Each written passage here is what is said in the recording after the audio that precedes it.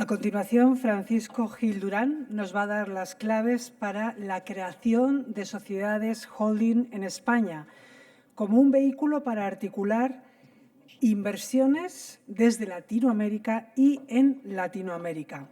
Francisco Gil Durán es socio en Gómez, Acebo y Pombo y está especializado en fusiones y adquisiciones, derecho de sociedades y derecho de contratos y garantías. No es un problema, no me han puesto cacharro, pero bueno. ¿Puedo hablar por aquí? ¿Y me han dado lo de la presentación? Muy bien, pues buenas tardes ya, ¿no? Casi, sí. Buenas tardes a todos. Soy Francisco Gil, como me han presentado, socio de Gómez, Acebo y Pombo. Yo normalmente digo que estoy en esta casa como presidente de la Junta Directiva de FEAPI y como fundador de la misma, pero en este caso sí que es verdad que voy a hablar más de lo que es mi terreno profesional, aunque me dedique fundamentalmente al M&A. Vamos a dar unas ligeras pinceladas de lo que es el régimen de las sociedades holding en España, que en cierto modo son parecidas en casi todas las jurisdicciones, y luego también explicar por qué las sociedades holding en España son un vehículo especialmente interesante, tanto desde el punto de vista de la protección de inversiones como en general para digamos, crear el holding de determinadas empresas en España. ¿Qué es una sociedad holding? Pues, ¿hacia dónde hay que enfocar para que esto corra? Ahí estamos.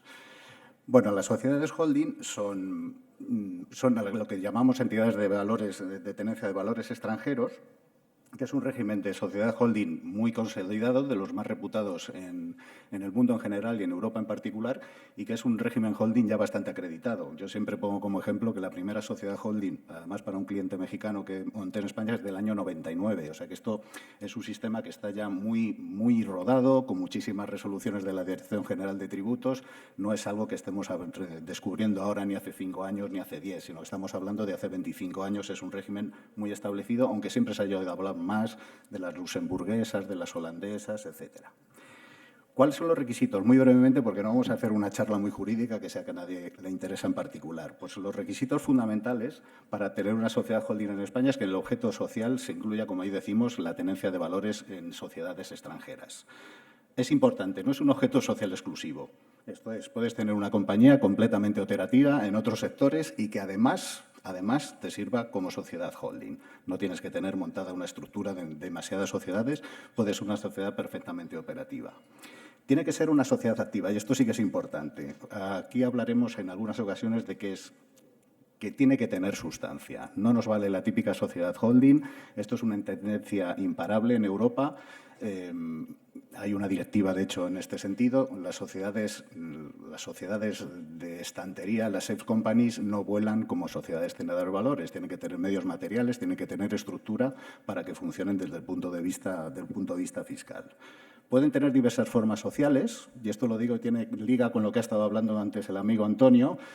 Normalmente se crean sociedades limitadas, pero también pueden ser sociedades anónimas que son las susceptibles de poder ser cotizadas.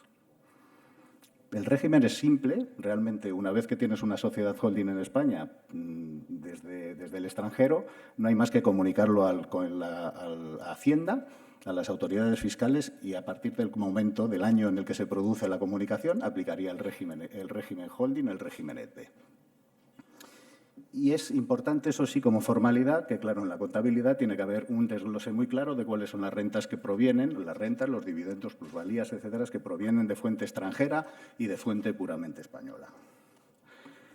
¿Qué beneficios produce el sistema holding? ¿En qué consiste fundamentalmente el sistema fiscal holding en España? Pues como pone ahí, hay que diferenciar tres campos. El propio de las sociedades holding en general, que es los dividendos y las plusvalías que vienen desde las sociedades extranjeras que son participadas desde España, que tienen una exención del 95% en el impuesto de sociedades.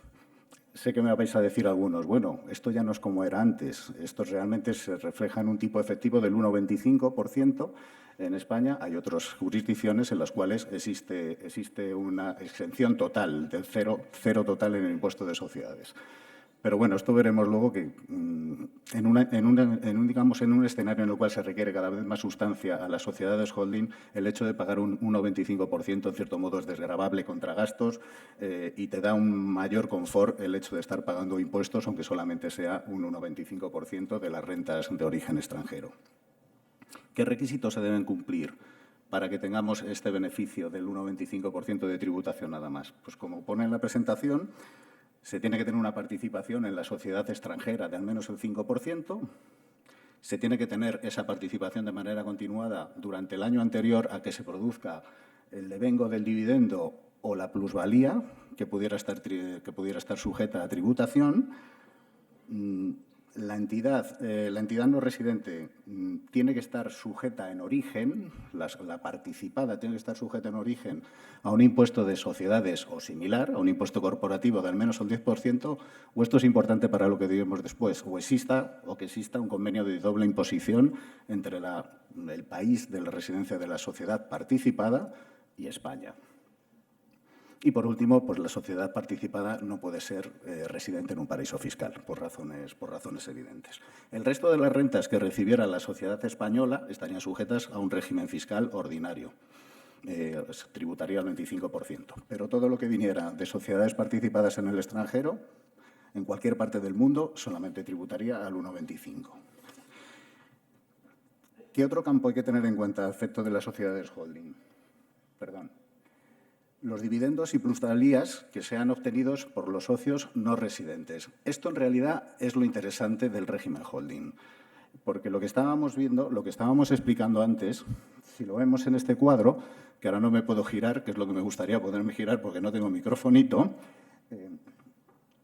toda la parte que afecta a las sociedades que estén por encima en el esquema españolas o que estén por debajo en el esquema españolas o extranjeras, está, digamos, afectado por el régimen general en la Unión Europea, que es la libre, circulación de dividendos dentro de la Unión Europea. Lo realmente importante está en la parte donde tenemos arriba una sociedad no residente como tenedora por encima de la sociedad holding. El régimen holding lo que hace es aplicar el concepto de que todas las rentas provenientes de sociedades participadas extranjeras están obtenidas en el exterior y no tributan en España. No tributan, tributan al 1,25, como hemos dicho siempre, en sede de la holding, pero cuando salen hacia la sociedad extranjera socia de la sociedad holding, ahí es donde se produce el verdadero efecto.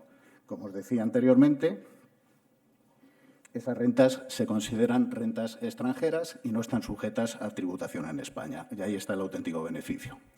Porque en las rentas, como digo ahí, que provienen de residentes en España, en este caso también se benefician del régimen europeo. Si se cumplan los requisitos que hemos dicho anteriormente, pues también estarían sometidas a esta exención total que deviene de las directivas europeas. Esto, en líneas generales, es el régimen holding, el régimen holding en España, que es, como os decía, muy similar al que hay en otras jurisdicciones. Vamos ahora a hablar de lo que es más interesante. ¿Qué ventajas tiene utilizar una estructura holding en España frente a utilizarla en otros países que sabemos que tienen tradicionalmente estructuras holding, como el Reino Unido, Luxemburgo, Holanda, Suecia? Hay muchos países con un régimen holding. Pues bueno, hay diferentes cuestiones que lo hacen más atractivo. ¿Cuál es la primera? Y antes lo estaba refiriendo Luis Amodio en la primera sesión de esta mañana. Por los acuerdos de promoción y protección de inversiones. ¿Qué son los acuerdos de protección y promoción de inversiones? Pues España tiene suscritos un montón de acuerdos, unos 70, o sea, esto no solamente afecta a las inversiones recíprocas de América Latina con España, sino también con otros 50 países. 20 de estos acuerdos son con países de América Latina. Se protegen las inversiones frente a determinados riesgos políticos. Hay diferentes áreas de protección.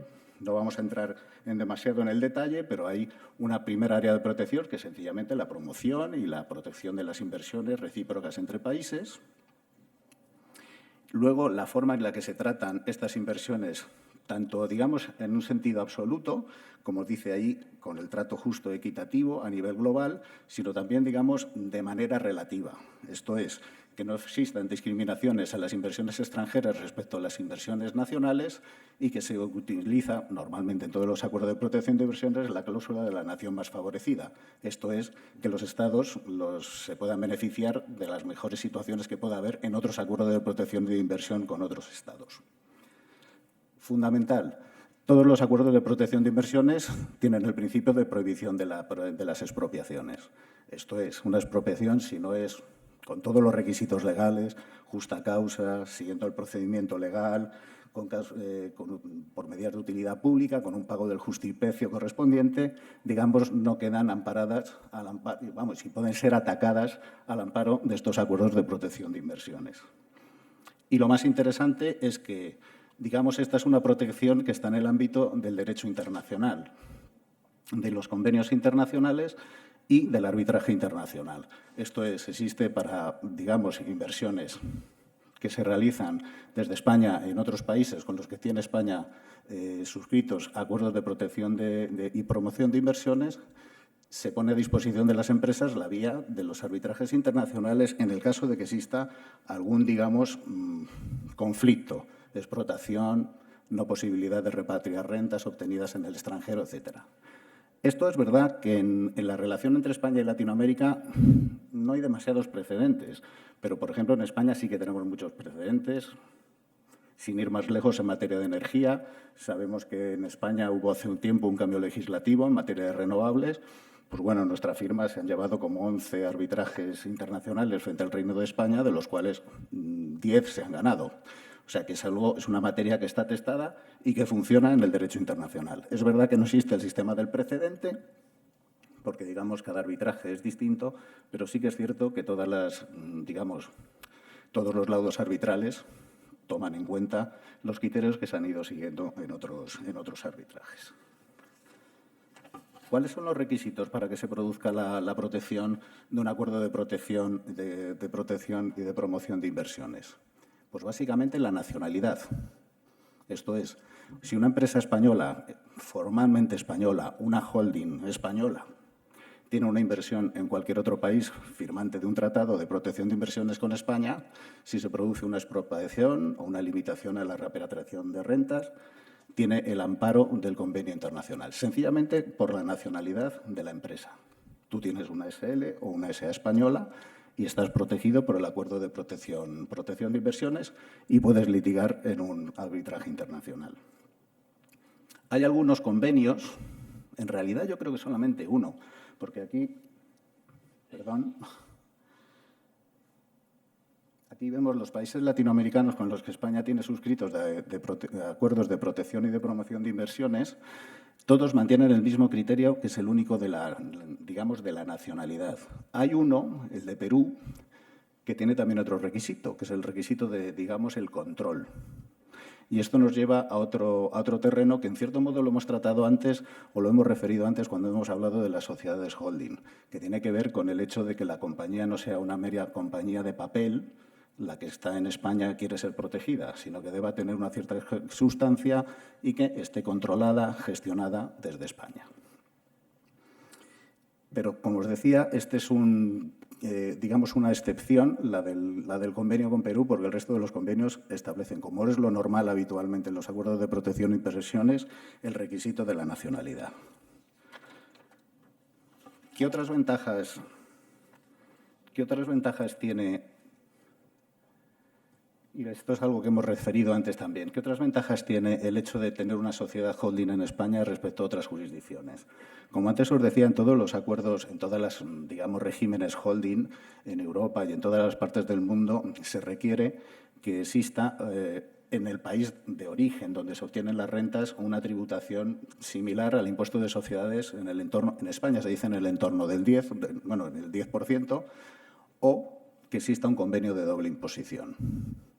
Pues bueno, este requisito de la existencia de un convenio de doble imposición, en el caso de España, pues España tiene suscritos convenios de doble imposición pues prácticamente con todos los países de Latinoamérica, algo que no ocurre exactamente en todas las jurisdicciones donde también hay un buen régimen holding. Solamente hay un caso. Ahí hay un error, por cierto, en la presentación. Está repetido Argentina. Argentina sí tiene suscrito y tiene en vigor y ratificado el convenio de doble imposición. El que está suscrito pero no ratificado es el de Perú, ¿vale? Ahí hay una duplicación. Pues bueno, esta es otra ventaja adicional que tiene el tener una sociedad holding en España frente a tenerlo en otras jurisdicciones, que tiene suscritos convenios de doble imposición con prácticamente la totalidad de los países de Latinoamérica, con lo cual te evitas tener que acreditar frente a las autoridades fiscales españolas la existencia de un impuesto que has pagado en origen, unas rentas en origen. Sencillamente por el hecho de tener suscrito convenio de doble imposición, ese requisito está cumplido. Ventajas adicionales de tener una sociedad holding en España. Como decíamos antes, es una tendencia imparable en todo el mundo que las sociedades holding deban tener una sustancia, o sea, que tengan medios materiales, que tengan medios personales en el país donde está radicada la sociedad holding. ¿Qué otro instrumento interesante tenemos en el ordenamiento jurídico español en este ámbito? Pues el denominado régimen fiscal especial, aplicable a los trabajadores desplazados a territorio español, que esto es un título larguísimo, muy pesado, todos lo conocemos malamente como la llamada Ley Beckham. Esto es una norma que se pasó hace ya muchos años con el objetivo, precisamente, digamos, de lo que estoy hablando aquí ahora, que es atraer talento, atraer directivos a España, ofreciéndoles un régimen fiscal muy interesante. Ocurre esto que, como el señor Florentino Pérez es muy listo, decidió aplicarlo y fue muy llamativo cuando se fichó al futbolista David Beckham y se quedó con este nombre. Pero, en realidad, esto es un régimen que, para lo que sí que está pensado, es para atraer talento directivo a sociedades españolas. El régimen, bueno, tiene unos requisitos muy simples y muy evidentes, que es que, digamos, que no se haya sido residente fiscal en los 10 años anteriores en España. Esto es que sea una persona que de verdad venga de nuevas y se importe ese talento hacia España, desde directivo, que el desplazamiento sea porque pasas a estar contratado por una empresa española o pasas a ser consejero de una compañía española, y que esta persona que está en España no esté obteniendo rentas estables de un establecimiento permanente. Que ahí he dejado digamos, la contracción, establecimiento permanente. Esto es, que no sea una persona que al mismo tiempo está obteniendo rentas, digamos, puramente empresariales en España. Esto significa, estar sujeto a la ley Beckham significa que estás sometido al régimen de la renta de las personas no residentes. No eres un residente fiscal ordinario en España, sino eres un no residente que paga renta en España, y tiene un periodo de aplicación de 5 años, 5 ejercicios fiscales después del año en el cual se ha producido el inicio de la residencia fiscal en España. Esto es, puede llegar casi hasta 6 años. ¿Cuáles son las ventajas? Pues, al efecto de dotar a una compañía holding en España de verdadera sustancia y de que pueda tener directivos que puedan venir de los países de origen, el rendimiento del trabajo, el principio que hay detrás es que solamente va a tributar en España el rendimiento del trabajo de la persona desplazada. Y el rendimiento del trabajo, además, va a ser tratado, digamos, en un régimen muy favorable, que es hasta los primeros 600.000 euros al 24%, a partir de los 600.000 euros ya en el régimen ordinario. Pero, digamos, en un salario hasta 600.000 euros, pues el tratamiento es realmente beneficioso si quieres traer un directivo a España. Todos los dividendos que se recibieran por esta persona, que sean de origen español, van a trabajar, los dividendos futbolías, perdón, van a estar tasados al mismo régimen que si fuera un residente fiscal en España. ¿El impuesto sobre el patrimonio? Pues no le afectaría, porque solamente es, digamos, se considera patrimonio a efectos de España el patrimonio que está realmente localizado en España. Y, bueno, en general no se podría aplicar los convenios de doble imposición a estas personas que están en un régimen de tributación especial, pero el régimen es realmente beneficioso a efecto de importar talento extranjero, directivos extranjeros, hacia una sociedad holding en España. ¿Qué otras ventajas tiene España frente a otras jurisdicciones? Esto no tanto para atraer a trabajadores extranjeros a trabajar a una sociedad holding española, porque ahí, por el hecho de tener la residencia fiscal, pues bueno, ya puedes, digamos, optar para este régimen. Pero esto quizá tiene incluso más interés para los socios de las compañías o de las sociedades holding extranjeras. Pues bueno, tienes el régimen de la Golden Visa, que es un régimen de autorización de residencia por inversión en España. Se obtiene la residencia por un periodo de 2 años, sencillamente, digamos, acreditando una inversión en los términos que se reflejan en la presentación, o 500.000 euros en un inmueble, o 1 millón en acciones o participaciones o en un depósito bancario, o 2 millones si se hiciera una adquisición en deuda pública. Existen otra serie de requisitos, pero bueno, son menos importantes, un seguro de salud, medios económicos, etcétera. Pero, digamos, este régimen de la Golden Visa es muy sencillo de obtener, bastante rápido de obtener y otorga un beneficio muy importante para cualquier persona que pueda tener interés en residir en España, que te otorga la libertad de circulación completa en todo lo que es el territorio Schengen. ¿Qué otra ventaja tiene también adicional y que es en cierto modo consecuencia directa, y esto tampoco ocurre en otros países en los cuales hay regímenes holding muy atractivos, como Luxemburgo, etcétera, o como esos que hemos citado antes? Si tú obtienes la residencia legal en España, incluso sin necesidad de residir físicamente en España, sencillamente con tener la residencia legal a través de la Golden Visa, en un periodo de 2 años, si eres nacional de uno de los países iberoamericanos, puedes adquirir la nacionalidad española. Incluso en un periodo de residencia de únicamente 1 año, en el caso de que los padres o abuelos sean de origen español, lo cual es otra, digamos, ventaja adicional. Y por último, hay una serie de ventajas que ya son menos jurídicas, pero también tienen una parte de jurídico, que hacen atractivo el régimen de las sociedades holding en España frente a otras alternativas.